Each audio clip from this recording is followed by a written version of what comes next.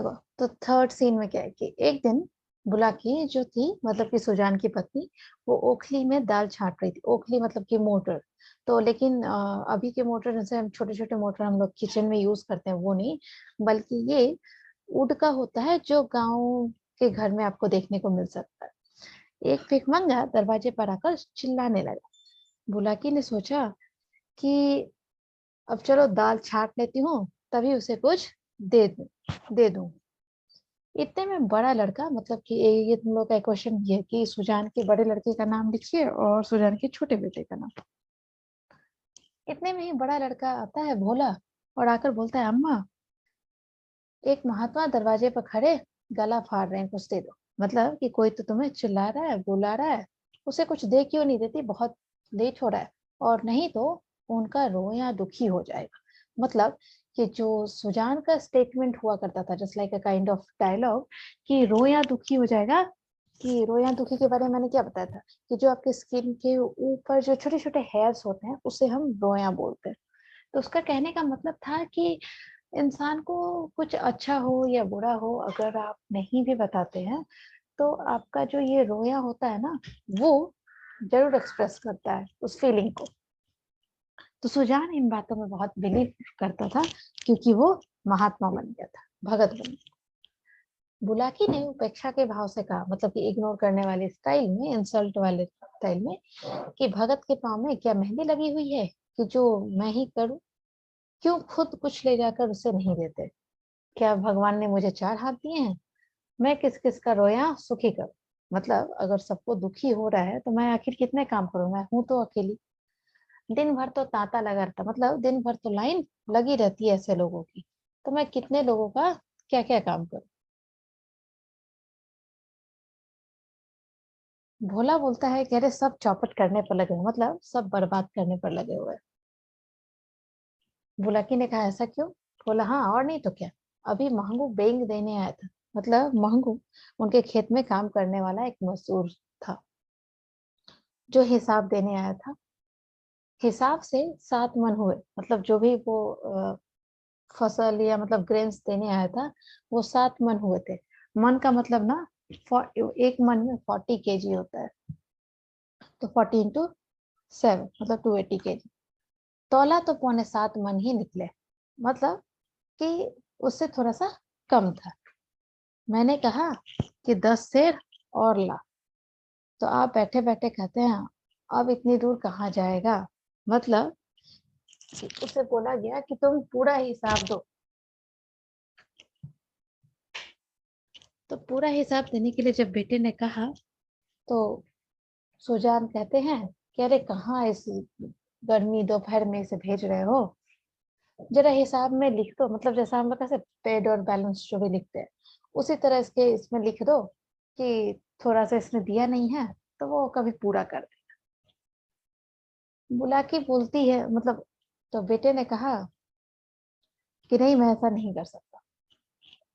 तो बुलाकी को ये सारी बातें भोला बता रहा था, तो बुलाकी बोलती है कि बहुत अच्छा किया तुमने, बकने दिया कर। मतलब सुजान को आदत हो गई ऐसे बोलने की, इसे बोलने दिया कर। 10 बार 5 दफे मुंह की खा जाएंगे तो आप ही बोलना छोड़ दें। मतलब जब 1 2 बार या 5 10 बार जब इसी तरह इग्नोरेंस उन्हें मिलेगी ना, तो वो खुद ये सब बोलना छोड़ देंगे। भोला बोलता है कि दिन भर एक नया खुचर निकालते रहते हैं, मतलब हमेशा कोई ना कोई चीज ये करते ही रहते हैं, जब भी तुम मना करो। 100 दफे कह दिया है, मतलब कि 100 टाइम्स मैंने कह दिया है कि तुम घर के मामलों में, मतलब कि घर के मैटर में आप इन्वॉल्व ना करो, लेकिन ये है कि इनसे बिना बोले रहा ही नहीं जाता। बुला के बोलती है कि मैं जानती कि इनका यह हाल होगा तो गुरु मंत्र न लेने देती। मतलब बुलाकी का कहना था कि अगर मुझे पता होता कि ये सुजान महतो से सुजान भगत बनने के बाद ऐसे हो जाएंगे, तो मैं इन्हें गुरु मंत्र लेने ही नहीं देती। भोला बोला, भगत क्या हुए कि दीन दुनिया दोनों से गए। मतलब भगत क्या बने, इन्हें ना अपनी दुनिया से मतलब है, ना गरीबों, ना दूसरों की दुनिया से। सारा दिन तो पूजा पाठ में ही उड़ा देते हैं।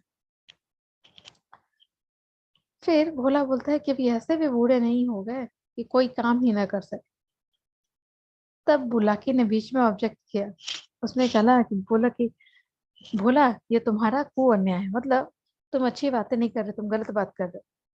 फावड़ा कुदाल मतलब कि जो हम लोग खेती करते हैं, जो जमीन को रेडी करते हैं ना, तो कहना था कि वो सब काम तो अब इनसे नहीं हो सकता, क्योंकि बूढ़े हो गए हैं, लेकिन फिर भी कुछ ना कुछ तो करते ही रहते हैं। बैलों को सानी पानी देते हैं, मतलब बैलों को खाना पानी दे देते हैं टाइम पर, गाय से दूध निकलवा लाते हैं, और भी जो छोटे छोटे काम है वो भी करते रहते हैं। भिक्षु मतलब कि जो भिखमंगा था, वो अभी तक दरवाजे पर खड़ा चिल्ला रहा था और ये लोग बात कर। तब तक सुजान की नजर जाती है। सुजान ने देखा कि अभी तक इसे कुछ नहीं मिला, तो सुजान अंदर जाता है और थोड़े से, मतलब क्या बोलते हैं, बहुत रफ आवाज में बोलता है कि तुम लोगों को कुछ सुनाई नहीं देता क्या? दरबार पर कौन घंटे भर से खड़ा भीख मांग, मतलब दरवाजे पर कोई खड़ा जाने कितने घंटों से भिक्षा मांग रहा है, और तुम लोग अपनी बात में लगे हो। फिर सुजान बोलता है कि अपना काम तो दिन भर करते ही हो, एक क्षण भगवान का भी काम कर लिया करो। बुलाकी बोलती है कि तुम तो भगवान का काम करने के लिए हो ना, तो हम लोग क्यों करें? और पूरा परिवार अगर भगवान का ही काम करेगा तो कैसे क्या होगा? सुजान बोलता है, कहाँ आटा रखा, लाओ मैं ही निकाल कर दिया, तुम रानी बनकर बैठो। बुलाकी बोलती है कि मैंने वो आटा, मतलब गेहूं मैंने खुद चक्की में पीसी है, तब आटा बना है, और मैं वो आटा नहीं देने दूंगी, मर मर कर मैंने आटा बनाया। और ऐसे ऐसे मुर्शिदों के लिए, मतलब कि रास्ते चलते आदमी के लिए मैं अपना आटा नहीं दे सकती। सुजान कुछ नहीं बोलता है और उठ करके भंडार घर में गया, मतलब स्टोर रूम, और एक छोटी सी छबड़ी, मतलब कैसे हम लोग फ्रूट बास्केट टाइप हो, तो वो लेता है और उसमें जौ भर लेता है। जौ जो था सेर भर से कम न था, मतलब अप्रोक्सीमेटली, मतलब सेर, मतलब जो होता है ना, सेर is not a complete 1 kilogram, it's like 800 Sujan ने जानबूझकर केवल भोला को चिढ़ाने के लिए भिक्षा परंपरा का उल्लंघन किया। सुजान जो था, मतलब उसने लोगों को इरिटेट और चिढ़ाने के लिए ही ऐसा कुछ किया था। और उसने ना, मतलब लोगों को दिखाने के लिए उतना जॉब भरा था, और उसने पकड़ा हुआ था सिर्फ 2 फिंगर से, चुटकी इतनी बोझ न संभाल सकती थी, और उसके हाथ शिवरिंग कर रहे थे। अगर एक क्षण, मतलब 1 सेकंड भी लेट होता, तो छबरी उसके हाथ से गिर सकती थी।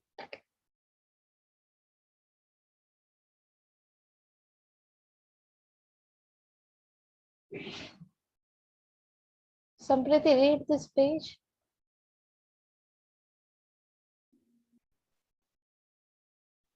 इसलिए वे जल्दी से बाहर निकल जाना चाहते थे। सहसा भोला ने छबड़ी उनके हाथ से छीन ली और त्योरिया बदल कर बोला, सेंध का माल नहीं है जो लुटाने चले हो। छाती फाड़ फाड़ कर काम करते हैं, तब दाना घर में आता है। सुजान ने खिसिया कर कहा, मैं भी तो बैठा नहीं रहता। भोला भीख भीख की तरह की दी जाती है, लुटिया नहीं जाती। हम तो एक बेला खाकर दिन काटते हैं कि पत पानी बना रहे, और तुम्हें लुटाने की सूझी है। तुम्हें क्या मालूम कि घर में क्या हो रहा है? सुजान ने इसका कोई जवाब न दिया। बाहर बाहर आकर भिखारी से कह दिया, बाबा इस समय जाओ, किसी का हाथ खाली नहीं है, और पेड़ के नीचे बैठकर विचारों में मग्न हो गया। अपने ही घर में उसका यह अनादर, अभी यह अपाहिज नहीं है। हाथ पांव थके नहीं है, घर का कुछ न कुछ काम करता ही रहता है। उस पर यह अनादर, उसी ने घर बनाया, यह सारी विभूति उसी के श्रम का फल है। पर अब इस घर पर उसका कोई अधिकार नहीं रहा। अब वह द्वार का कुत्ता है। पड़ा रहे और घरवाले जो रूखा सूखा दे दे, वह खाकर पेट भर लिया करे। ऐसे जीवन को धिक्कार है। सुजान ऐसे घर में नहीं रह सकता। संध्या हो गई थी।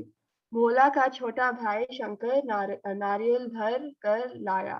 सुजान ने नारियल दीवार से टिकाकर रख दिया। धीरे धीरे तंबाकू जल गया। जरा देर में भोला ने द्वार पर चारपाई डाल दी। सुजान पेड़ के नीचे से न उठा। कुछ देर और गुजारी। भोजन तैयार हुआ। भोला बुलाने आया। सुजान ने कहा, भूख नहीं है। बहुत मनावन करने पर भी न उठा। तब बुलाकी ने आकर कहा, खाना खाने क्यों नहीं चलते? जो तो जी तो अच्छा है। सुजान को सबसे अधिक क्रोध बुलाकी की पर था। यह भी लड़कों के साथ है। यह बैठी देखती रही और भोला ने मेरे हाथ से अनाज छीन लिया। इसके मुंह से इतना भी न अ, अ, मैं बताए निकलना कि ले जाते हैं तो ले जाने दो। लड़कों को न मालूम हो कि मैंने कितने श्रम से यह गृहस्थी जोड़ी है, पर यह तो जानती है, दिन को दिन और रात को रात नहीं समझा। भाड़ों की अंधेरी रात में मडैया लगा के ज्वार की रखवाली करता था। जेठ बैसाख की दोपहरी में भी दम न लेता था। और अब मेरा घर पर इतना भी अधिकार नहीं है कि भीख तक दे सकूं। माना कि भीख इतनी नहीं दी जाती, लेकिन इनको तो चुप रहना चाहिए था। चाहे मैं घर में आग ही क्यों न लगा देता। कानून से भी तो मेरा कुछ होता है। मैं अपना हिस्सा नहीं खाता, दूसरों को खिला। देखो, तो इसके बाद सुजान जो थे वो जल्दी से, मतलब उन लोगों को चिढ़ाने के लिए उन्होंने जो छपड़ी में जौ लिया था वो सब दिखाना चाहते थे कि मैं इतना दे रहा हूँ, लेकिन यहाँ बात कुछ और हो गई और वो सब कुछ दे करके जल्दी से बाहर निकल जाना चाहते थे। तभी सडनली भोला आता है, उनके हाथ से वो बास्केट ले लेता है और त्योरिया बदल कर बोला, मतलब गुस्से में, सेंत का माल नहीं है जो लौटाने चलो, मतलब कोई फ्री का फोकट का माल नहीं है कि जो इस तरह से आप दान करते चलो। छाती फाड़ फाड़ कर काम करते हैं तब दाना घर में आता, मतलब उसने बोला जब बहुत मेहनत करते हैं तभी दाना घर में आता है। सुजान ने गुस्सा कर कहा, मैं भी तो बैठा नहीं रहता। बोला बोला भीख भीख की तरह ही दी जाती है, लुटाई नहीं जाती। हम तो एक बेला खाकर दिन काटते हैं, एक पद पानी बना रहे। मतलब उसका कहना था, भोला का, कि हम लोग तो एक एक टाइम खा करके बस ना कंजूसी करके जी रहे हैं कि मतलब घर इसी तरह चलता रहे, और तुम हो कि लुटाने पर चले हो लोगों को देने। आपको क्या पता कि घर में क्या क्या हो रहा है। सुजान ने इसका कोई जवाब नहीं दिया। बाहर आकर भिखारी से कह दिया कि जाओ बाबा, किसी का हाथ खाली नहीं है, और पेड़ के नीचे बैठकर विचारों में मग्न हो गया।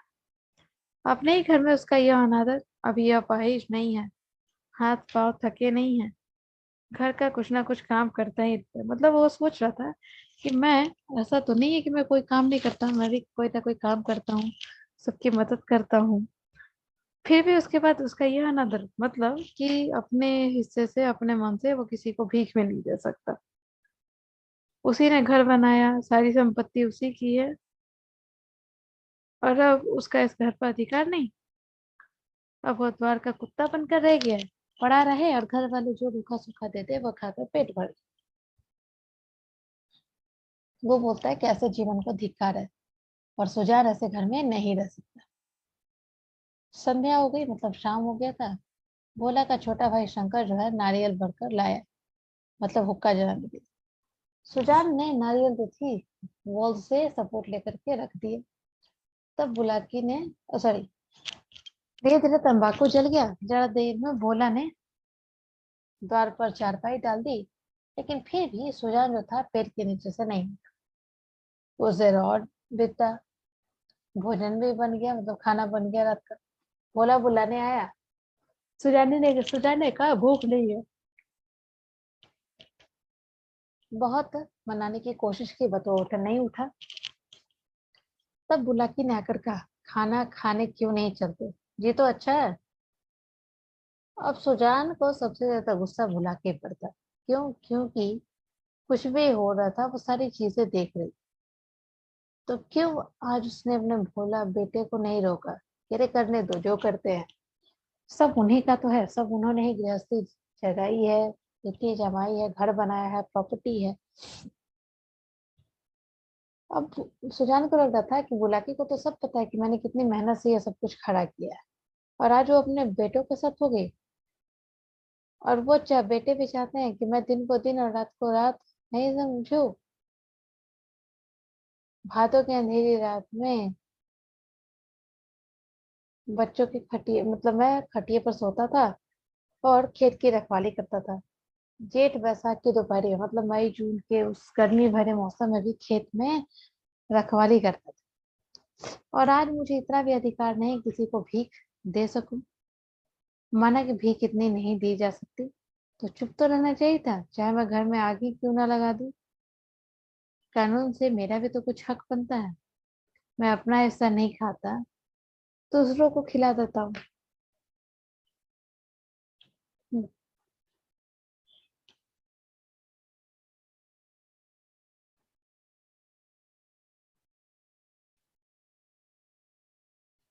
हम्म, संप्रति। Yes ma'am. देता हूँ इसमें किसी के बाप का क्या साझा, अब इस वक्त मनाने आई है। इसे मैंने फूल की छड़ी से भी नहीं छुआ, नहीं तो गांव में ऐसी कौन औरत है जिसने खसम की लातें न खाई हो, कभी कड़ी निगाह से देखा तक नहीं। रुपये पैसे लेना देना सब इसी के हाथ में दे रखा था। अब रुपये जमा कर लिए हैं तो मुझी से घमंड करती है। अब इसे बेटे प्यारे हैं, मैं तो निखट्टू लुटाऊ घर फूकू अ, घोंगा हूँ। मेरी इससे क्या परवाह। तब अ, लड़के न थे। जब बीमार पड़ी थी और मैं गोद में उठाकर बैठ के घर ले गया था। आज इसके बेटे है और यह उसकी माँ है। मैं तो बाहर का आदमी, मुझसे घर से मतलब कि क्या। बोला, अब खा पी कर क्या करूँगा। हल जोतने से रहा, फावड़ा चलाने से रहा। मुझे खिलाकर दाने को क्यों खराब करेगी। रख दो, बेटे दूसरी बार खाएंगे। बुलाकी, तुम तो जरा जरा सी बात पर तिनक जाते हो। सच कहा है, बुढ़ापे में आदमी की बुद्धि मारी जाती है। भोला ने इतना तो कहा था कि इतनी भीख मत ले जाओ या और कुछ तो जान। हाँ, बेचारा इतना कहकर रह गया। तुम्हें तो मजा तब आता जब वह ऊपर से दो चार डंडे लगा देता। क्यों? अगर यही अभिलाषा है तो पूरी कर लो। भोला का चुका होगा, बुला लाओ। नहीं, भोला को क्यों बुलाती हो। तुम्ही ने जमा दो चार हाथ, इतनी कसर है वह भी पूरी हो जाए। बुलाकी, हाँ और क्या, यही तो नारी का धर्म ही है। अपने भाग सराहो कि मुझ जैसी सीधी औरत पाली, जिस बल चाहते हो बिठाते हो। ऐसी मुझोर होती तो तुम्हारे घर में एक दिन भी निभा न होता। सुजान, हाँ, भाई वह तो मैं ही कह रहा हूँ कि देवी थी और हो। मैं तब भी राक्षस था और अब भी दैत्य हो गया हूँ। बेटे कमाऊ है, उनकी सी न कहोगी तो क्या मेरी सी कहोगी? मुझसे अब क्या लेना देना है? बुलाकी, तुम झगड़ा करने पर तुले बैठे हो और मैं झगड़ा बचाती हूँ कि 4 आदमी हँसेंगे। चलकर खाना खा लो सीधे से, नहीं तो मैं जाकर भूखी सो रहूँगी। सुजान, तुम भूखी क्यों रहोगी? तुम्हारे बेटे को तो कमाई है। हाँ, मैं बाहरी आदमी हूँ।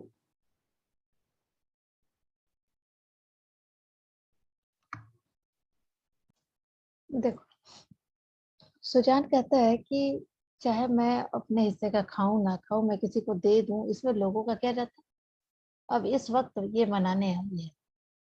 आज तक इतिहास गवाह है कि मैंने इसे फूल की छड़ी से भी नहीं छुआ, मतलब मैंने इसके ऊपर हाथ तक नहीं उठाया। और आज मतलब गांव में ऐसी कोई भी औरत नहीं है जिसके पति ने उसे मारा ना हो। रुपए पैसे लेना देना सब मैंने इसी के हाथ में दिया, और अब जब रुपए जमा कर लिए हैं तो मुझी से घमंड दिखाती है। अब इसे बेटे प्यारे हो गए हैं, मैं तो निखट्टू लुटाऊं, मतलब मैं किसी काम का रहा नहीं, इसीलिए मेरी केयर नहीं कर।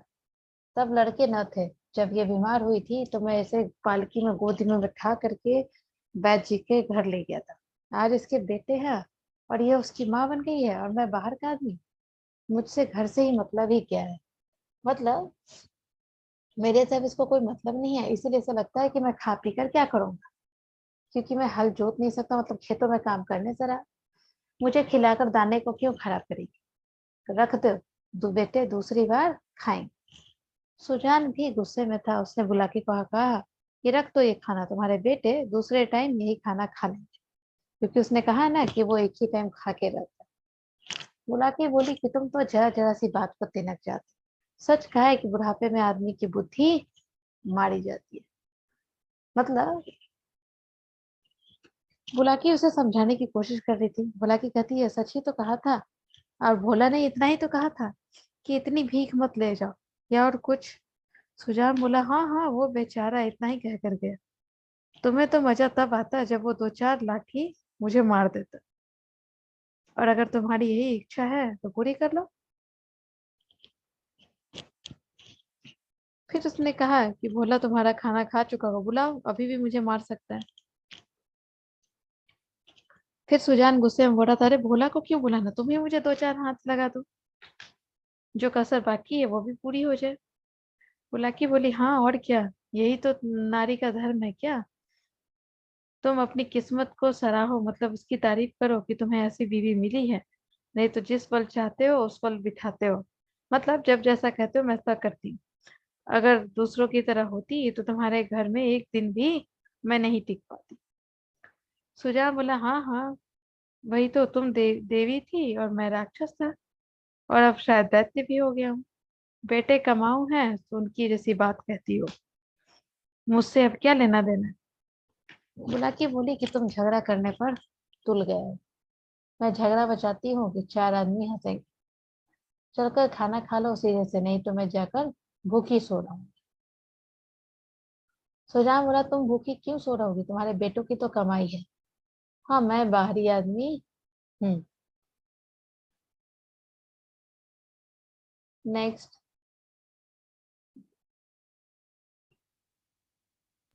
अबुला की, बेटे तुम्हारे भी तो है। सुजान, नहीं, मैं ऐसे बेटों से बाज आया। किसी और के बेटे होंगे। मेरे बेटे होते तो क्या मेरी दुर्गति होती? बुलाकी गालियां देते तो मैं भी कुछ कह बैठूंगी। सुनती थी, मर्द बड़े समझदार होते हैं, पर तुम सबसे न्यारे हो। आदमी को चाहिए कि जैसा समय देखे वैसा काम करे। अब हमारा और तुम्हारा निबाह इसी में है कि नाम के मालिक बने रहे और वही करे जो लड़कों को अच्छा लगे। मैं यह बात समझ गई। तुम क्यों नहीं समझ पाते? जो कमाता है उसी का घर में राज होता है। यही दुनिया का दस्तूर है। मैं बिना लड़कों से पूछे कोई काम नहीं करती। तुम क्यों अपने मन की करते हो? इतने दिनों तक तो राज कर लिया।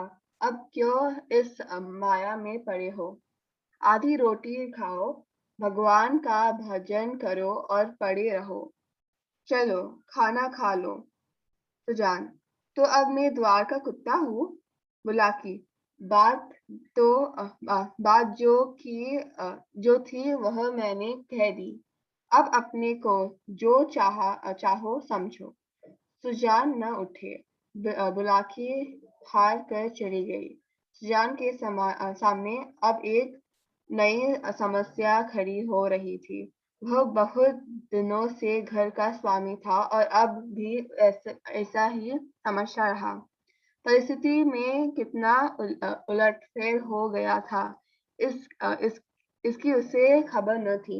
लड़के उसका सेवा सम्मान करते हैं, यह बात उसे भ्रम में डाले हुए थी।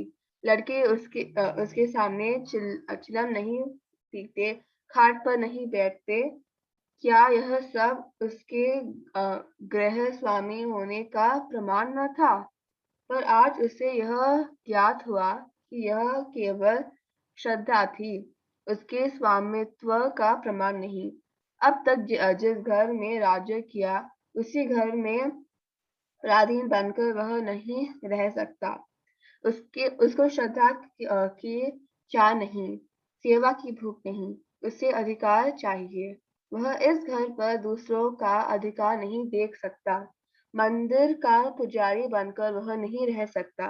न जाने कितनी रात बाकी थी। सुजान ने उठकर गरासे से बैलों का चारा काटना शुरू किया। सारा गांव सोता था, पर सुजान करवी काट रहे थे। इतना श्रम उन्होंने अपने जीवन में कभी न किया था। जब से उन्होंने काम करना छोड़ा था, बराबर चारे के लिए हाथ हाय पड़ी।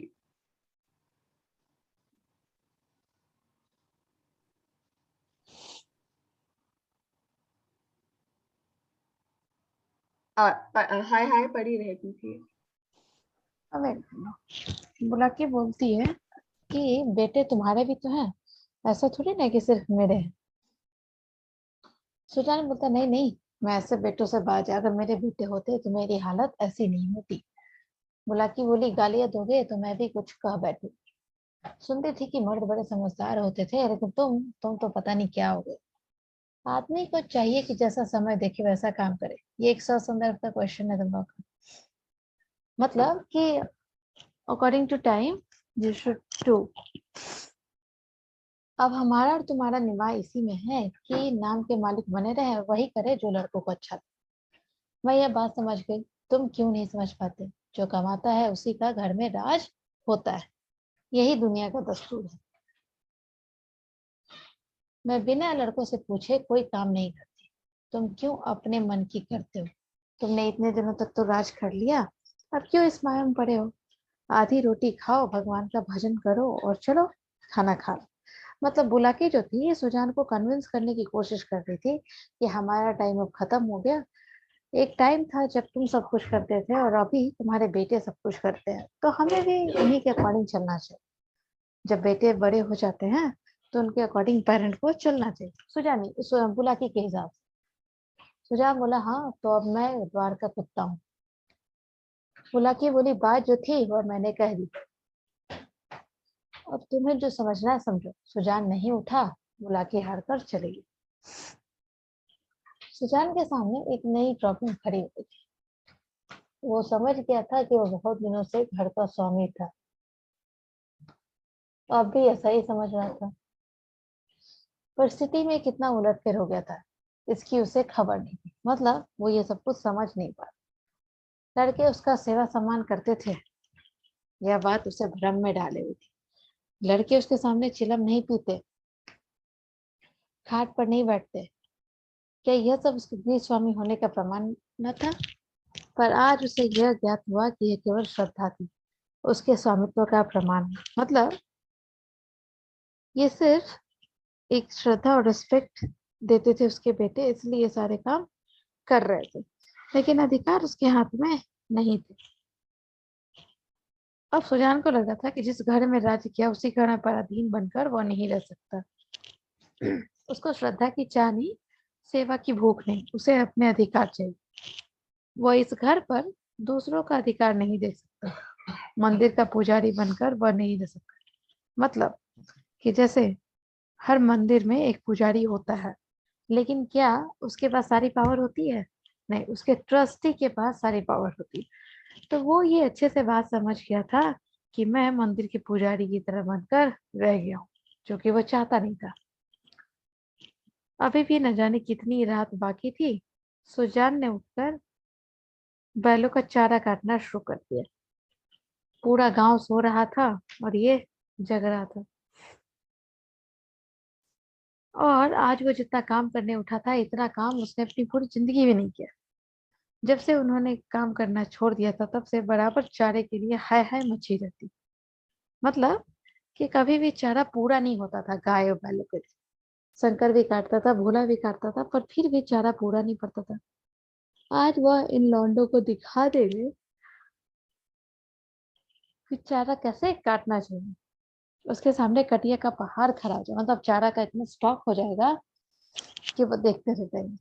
चारा जो उसने काटा था इतना महीन और सुडौल था, मानो सांचे में ढालेगा। मतलब उसका शेप और साइज सब एक जैसा ही था। इतने इतना अच्छा चारा काटा था।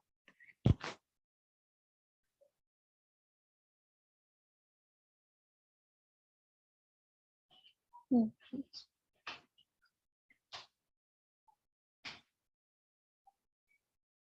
समझे थे? Yes ma'am. मुंह अंधेरे बुलाकी उठी तो कुटिया का ढेर देखकर दंग रह गई। बोली, क्या भोला आज रात भर कुटिया ही काटता रह गया? कितना कहा कि बेटा जी से जहान है, पर मानता ही नहीं, रात को सोया ही नहीं। सुजान भगत ने ताने से कहा, वह सोता ही कब है? जब देखता हूँ तब काम ही करता रहता है। ऐसा कमाओ संसार में और कौन होगा? इतने में भोला आंखें मलता हुआ बाहर निकला। उसे भी यह ढेर देखकर आश्चर्य हुआ। माँ से बोला, क्या शंकर आज बड़ी रात को उठा था अम्मा? बुलाकी, वह तो पड़ा से रहा है। मैंने तो समझा तुमने काटी होगी।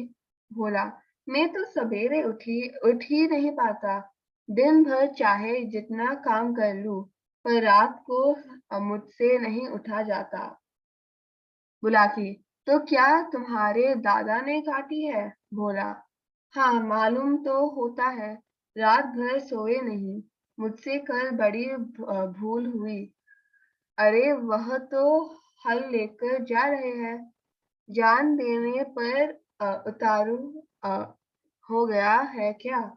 बुलाकी, क्रोधी तो सदा के हैं, अब किसी की सुनेंगे अ, थोड़ी ही। भोला, शंकर को जगा दो। मैं भी जल्दी से मुंह हाथ धोकर हल ले जाऊं। जब और किसानों के साथ भोला हल लेकर खेत में पहुंचा तो सुजान आया। आधा खेत जोत चुके थे। भोला भोला ने चुपके से काम करना शुरू किया। सुजान से कुछ बोलने की उसकी हिम्मत न पड़ी। दोपहर हुआ। सभी किसानों ने हल छोड़ दिए पर सुजान भगत अपने काम में मग्न है। भोला थक गया है। उसकी बार बार इच्छा होती है कि बैलों को खोल दे, मगर डर के मारे कुछ कह नहीं सकता। सबको आश्चर्य हो रहा है कि दादा कैसे इतनी मेहनत कर रहे हैं। आखिर डरते डरते बोला, दादा अब तो दोपहर हो गया है। हल खोल देना। सुजान। हाँ, खोल दो। तुम बैलों को लेकर चलो। मैं डांड फेंक कर आता हूँ।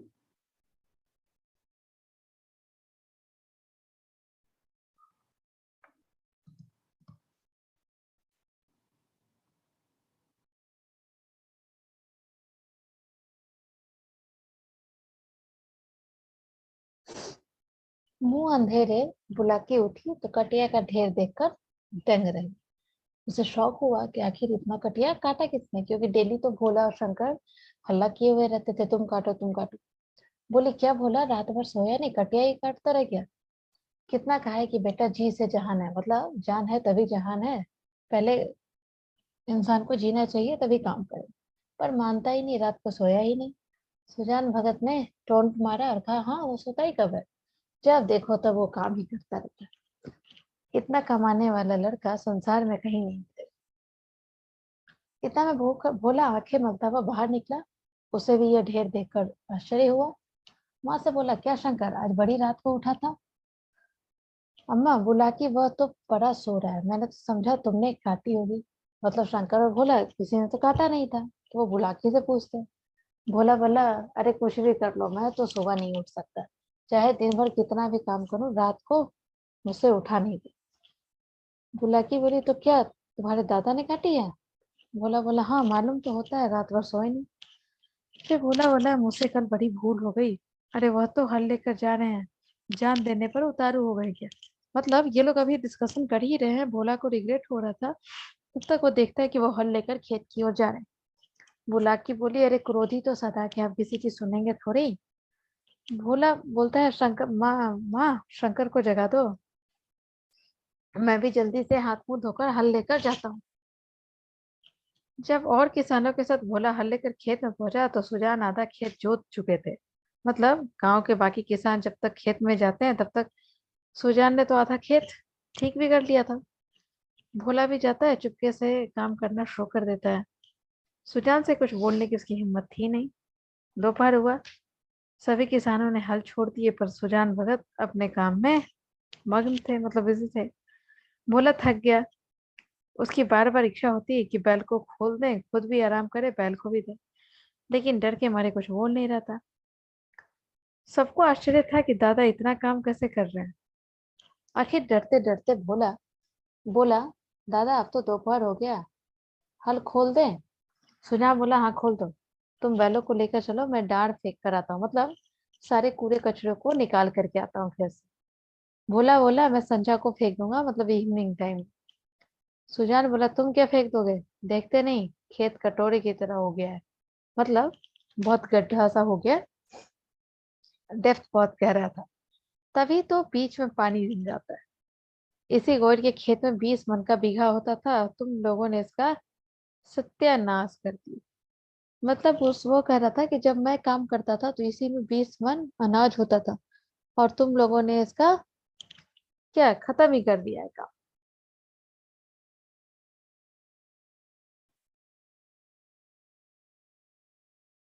समृद्ध। अब बैल खोल दी गए। भोला बैलों को लेकर घर चला, पर सुजान फेंकते रहे। आधा घंटे के बाद अ, हांड फेंककर वह घर आए, मगर थकान का नाम न था। नहा खाकर आराम करे के बदले उन्होंने बैलों को सहलाना शुरू किया। उनकी पीठ पर हाथ फेरा, उनके पैर मले, पूंछ सहलाई। बैलों की पूंछ खड़ी थी। सुजान की गोद में सिर रखे उन्हें अकथनीय सुख मिल रहा था।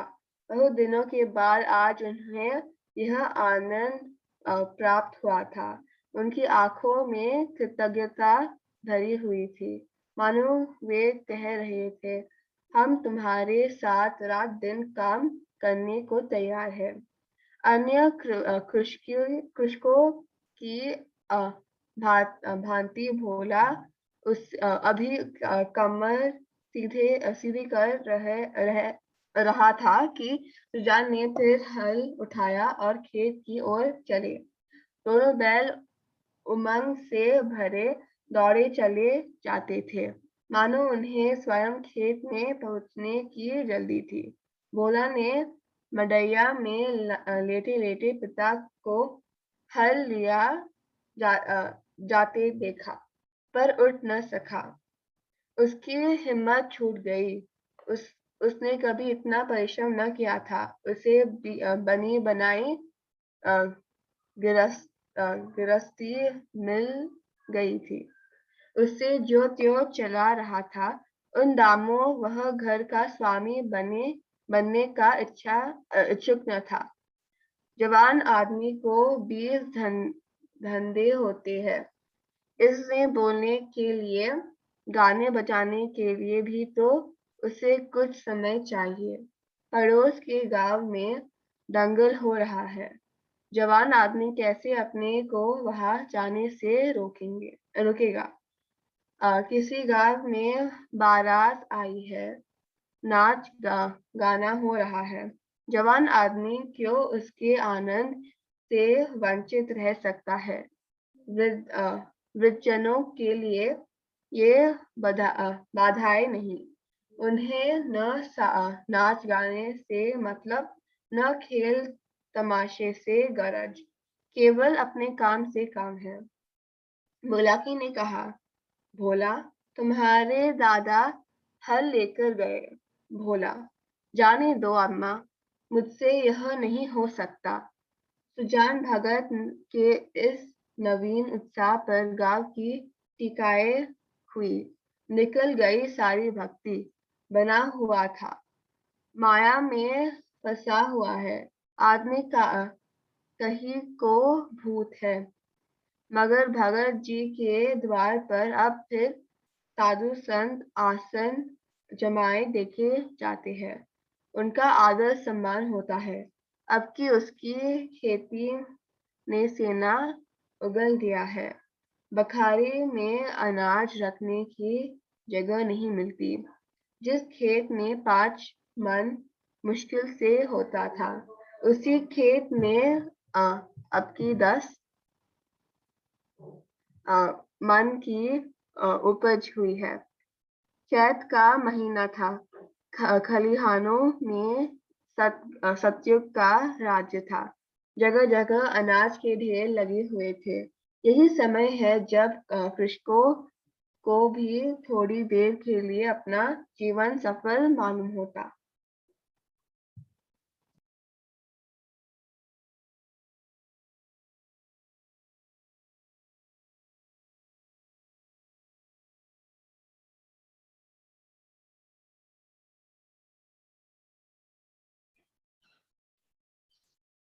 देखो, तब बैल खोल दिया गया और भोला बैल को लेकर घर चला गया और सुजान वो कूड़ा कचरा फेंकती रह जाता है। आधे घंटे के बाद वो कूड़ा कचरा फेंक कर घर आता है, लेकिन फिर भी उसे थकान नहीं महसूस हो रही थी। नहा खाकर उसने आराम किया और उन्होंने बैलों को नहला मतलब सहलाना शुरू किया, तो जस्ट लाइक अ पैम्पर। उसके पीठ पर हाथ फेरा।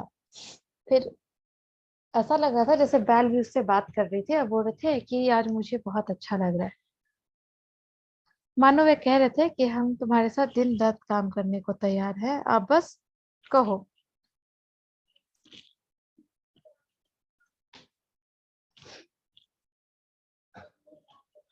अन्य कृषकों की भांति भोला अभी कमर सीधी कर रहा था कि सुजान ने फिर हल उठाया खेत की ओर। मतलब बाकी लोग रेस्ट कर ही रहे थे, तब तक वो फिर से बैलों को लेकर के चल देता है और दोनों बैल भी पूरे उमंग के साथ उसके साथ जा रहे थे। जैसे ऐसा लग रहा था कि उन्हें भी खेत में पहुंचने की जल्दी थी। भोला ने मड़ैया में लेटे लेटे पिता को जाते हुए देखा। उसने उठना चाहा, बट उसकी हिम्मत टूट गई।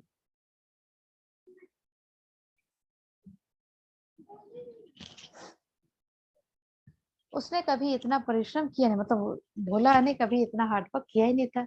उसे तो बनी बनाई गृहस्थी मिल गई थी। उसे बस ज्यों का त्यों चलाना था।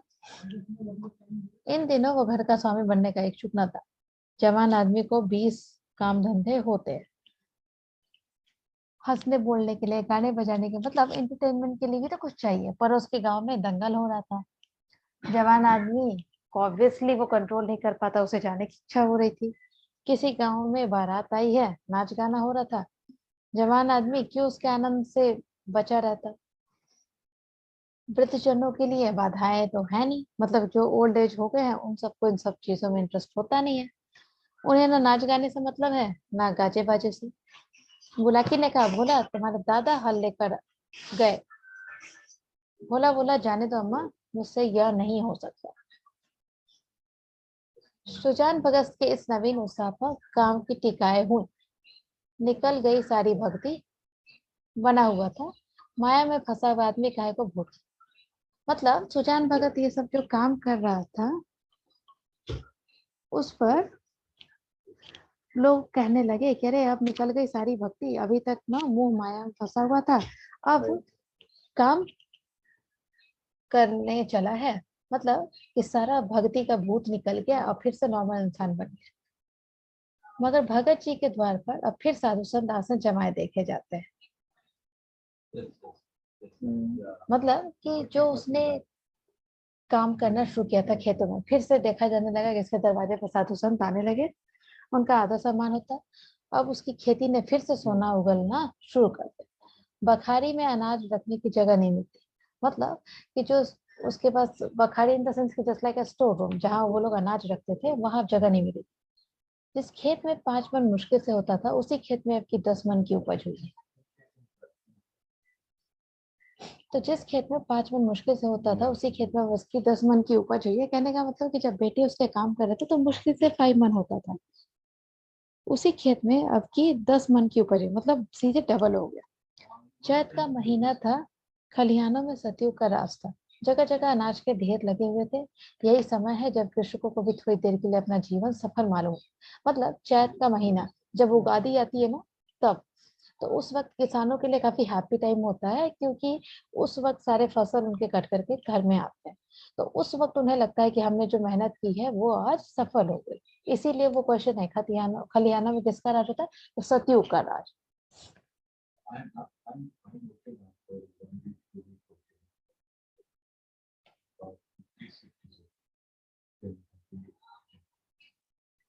ठीक, तब वो गर्व से उनका हृदय उछलने लगता, मतलब कि काफी अच्छा उन्हें फील होता है।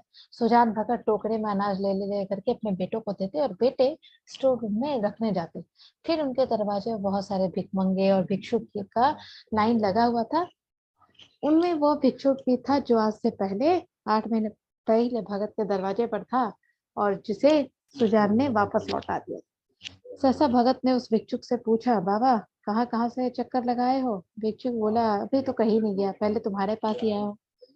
भगत बोला, अच्छा देखो, तुम्हारे सामने यह ढेर है, इसमें से जितना अनाज उठाकर ले जा सको ले जाओ। भिक्षुक ने सबको देखा और फिर बोलता है कि जितना आप हाथ से दे दोगे मैं उतना ही लूंगा। भगत बोला, नहीं नहीं, तुमसे जितना उठ सके तुम उठा लो बाबा। भिक्षुक के पास एक चादर थी। भगत ने, मतलब सुजान ने, वो चादर ली, उसमें अनाज भरने लगा, लेकिन उससे ज्यादा वो उठा नहीं पा रहा था क्योंकि हैवी हो गया था। भगत उसके मन का भाव समझ गया था, बोला, अरे इतना तो एक बच्चा भी उठा लेगा, और लो थोड़ा। भिक्षुक उनको देख रहा था और भगत बोला कि नहीं, तुम ना मतलब हेसिटेट हो रहे, अभी और ले लो। भिक्षुक बोला, एक पसरी अनाज और भर लिया। एक पसरी मतलब approximately more than 4 kg, not 5 kg।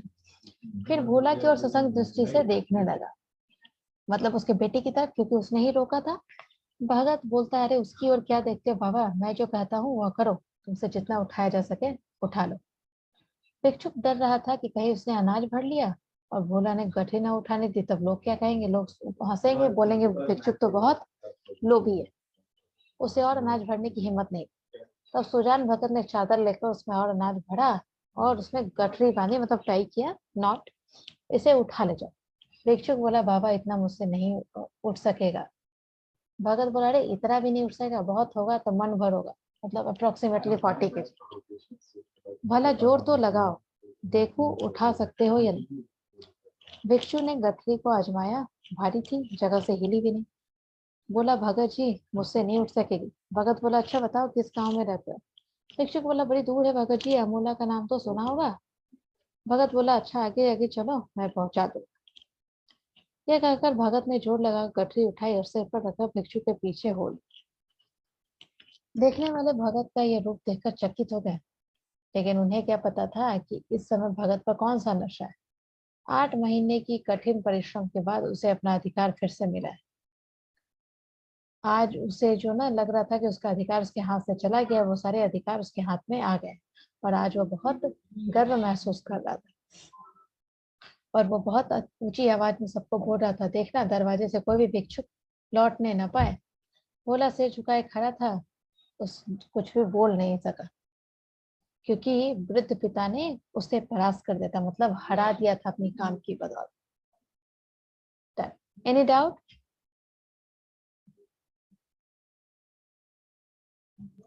No, ma'am, I understand.